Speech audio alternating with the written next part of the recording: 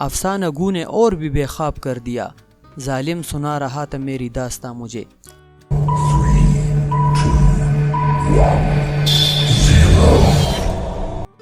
Pakistan film industry کے legend ہدایت کار اور فلم ساز لقمان صاحب نے 50 کی دہائی کے آخر میں ایک یادگار فلم بنائی جسے آدمی کے نام سے 14 نومبر 1958 کو ریلیز کیا گیا۔ یاسمین، حبیب، نیر سلطانہ، تالش علاء الدین اور دلجیت مرزا صاحب جیسے بلند پایہ فنکاروں سے سجی اس فلم نے سپر ہٹ کامیابی حاصل کی اور لقمان دیکھتے ہی دیکھتے ایک بہت بڑا نام بن گئے۔ اس فلم میں سلطان راہی نے بطور ایکسٹرا کے کام کیا تھا۔ اس کے بعد لقمان صاحب نے ایک دوسری فلم شروع کی جس کا نام فرشتہ رکھا گیا۔ لقمان صاحب نے چہروں کو متعارف کرانے کے حوالے سے مشہور تھے، اس لیے وہ اپنی اس فلم میں ایک نئی ہیروئن کی تلاش میں تھے۔ اس دوران انہیں بتایا گیا کہ راولپنڈی سے ایک نئی لڑکی فلموں میں کام کرنے کی خواہش لے کر آئی ہے جس کا نام کافرہ بتایا جاتا ہے۔ لقمان صاحب اس عجیب و غریب نام سے بہت متاثر ہوئے اور ان سے ملنے چلے گئے۔ لقمان صاحب کافرہ سے ملے اور دیکھتے ہی دیکھتے انہیں اپنی نئی فلم فرشتہ کے لیے سائن کیا۔ اس ملاقات میں علی سفیان آفاقی صاحب بھی لقمان صاحب کے ساتھ تھے۔ کافرہ کا اصل نام صابرہ یا سائرہ تھا، لیکن زیادہ سے زیادہ اٹریکشن حاصل کرنے کے لیے اسے یہ عجیب نام دیا گیا تھا، جسے پہلی مرتبہ سن کر ذہن میں یہ تاثر ابھرتا تھا کہ یہ شاید ایسی اداکارہ ہوگی جس نے کامیابی اور شہرت حاصل کرنے کے لیے شیطان سے معاہدہ کیا ہوگا، اور وہ ڈاکٹر شیطان اور ڈریکولا ٹائپ فلموں کی اداکارہ ہوگی۔ لقمان صاحب نے کافرہ کو پسند تو کر لیا، لیکن اس کا لہجہ خالص پٹوہاری تھا اور فلم کے لیے کسی طرح موزوں نہیں تھا، اس لیے لقمان صاحب نے علی سفیان آفاقی کو کافرہ کو کہانی اور اس کا کردار سمجھانے اور اس کا لہجہ ٹھیک کرنے پر لگا دیا، اور کافرہ کے لیے ایک مکان کرائے پر لے کر دیا اور کچھ ایڈوانس بھی دیا تھا کہ وہ اپنی ضروریات پوری کر سکے۔ ہدایت کار لقمان کے جانے کے بعد کافرہ نے آفاقی صاحب کو بتایا کہ اس کی ماں مر چکی ہے اور وہ اپنے باپ کے ساتھ آئی ہے۔ آفاقی صاحب نے کافرہ کو کہانی اور اس کا کردار سمجھایا کہ ایک لڑکی ہے جس کی ماں مر چکی ہے اور باپ شرابی ہے، اسے گھر کی ذمہ داری سے کوئی سروکار نہیں ہوتا اور اس کی بیٹی کو محلے والے غربت اور شرابی باپ کے تانے دیتے ہیں۔ مجبور ہو کر یہ لڑکی کمانے کے لیے گھر سے نکلتی ہے اور چند اوباش اور بدماش نوجوانوں کے ہاتھوں اپنی عزت گوا دیتی ہے۔ شام کو جب اس کا باپ گھر آتا ہے اور اسے حالات کا علم ہو جاتا ہے تو وہ بہت زیادہ شرمسار ہوتا ہے اور بیٹی سے رو رو کر معافیا مانگتا ہے۔ جب آفاقی صاحب کافرہ کو کہانی سنا رہے تھے تو وہ زاروں قطار رو رہی تھی۔ آفاقی صاحب یہ سمجھے کہ شاید کافرہ کو کہانی اتنی پسند آئی ہے کہ وہ اپنے کردار کو لے کر رو رہی ہے، اور پوچھنے پر کافرہ نے کہا کہ آفاقی صاحب اب تو میری ہی کہانی مجھے سنا رہے ہیں۔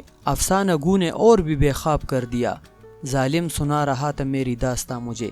لیکن افسوس کہ آفاقی صاحب کوشش کے باوجود کافرہ کو پٹوہاری لہجہ نہ بدل سکے، اور دوسری بات یہ تھی کہ کافرہ میں اداکاری کرنے کی صلاحیتیں بھی موجود نہیں تھی۔ وہ تاثرات سے عاری چہرہ لیے مکالمے بولتی جیسے خبریں پڑھ رہی ہو، اس لیے لقمان صاحب نے کافرہ سے معذرت کی اور اسے فلم کی کاسٹ سے علیحدہ کیا۔ اس فلم کو بعد میں 17 مارچ 1961 کو ریلیز کیا گیا اور مرکزی کردار یاسمین، اعجاز، علاء الدین اور تالش نے ادا کیے۔ کافرہ کو اس کے بعد لیجنڈ شو مین انور کمال پاشا نے اپنی فلم گمراہ میں اعجاز، ہمالیہ والا، اجمل، سلطان راہی کے ساتھ ایک ثانوی رول میں کاسٹ کیا، لیکن بدقسمتی سے یہ فلم ناکام ہوئی اور کافرہ کے کیریئر پر ایک سوالیہ نشان پڑ گیا۔ اس کے بعد کافرہ نے چند فلموں میں ثانوی رول کیے، جن میں 17 مارچ 1961 کو ریلیز ہونے والی ہدایت کار عطا اللہ شاہ ہاشمی کی زمین کا چاند، جمعہ 26 مئی 1961 کو ہدایت کار ریاض احمد راجو کی تاج اور تلوار، جمعہ 27 اکتوبر 1961 کو ہدایت کار ایم جے رانا صاحب کی شہر اسلام میں کافرہ نے مختصر کردار ادا کیے۔ اس کے بعد ایک فلم اسٹوڈیو کے مالک نے کافرہ کو اپنے جھوٹے عشق کے جال میں پھنسایا اور شادی کا لالچ دے کر اپنے دھوکے میں رکھا۔ اس دوران ایک ڈاکٹر کافرہ کے عشق میں بری طرح گرفتار ہوا اور اسے شادی کے بعد فلم انڈسٹری چھوڑنے اور ایک باعزت زندگی گزارنے کی دعوت دی، جو کافرہ نے فوراً قبول کر لی اور ہمیشہ کے لیے ایسی غائب ہوئی کہ آج تک اس کی زندگی اور موت تک کا کسی کو پتہ نہیں چلا۔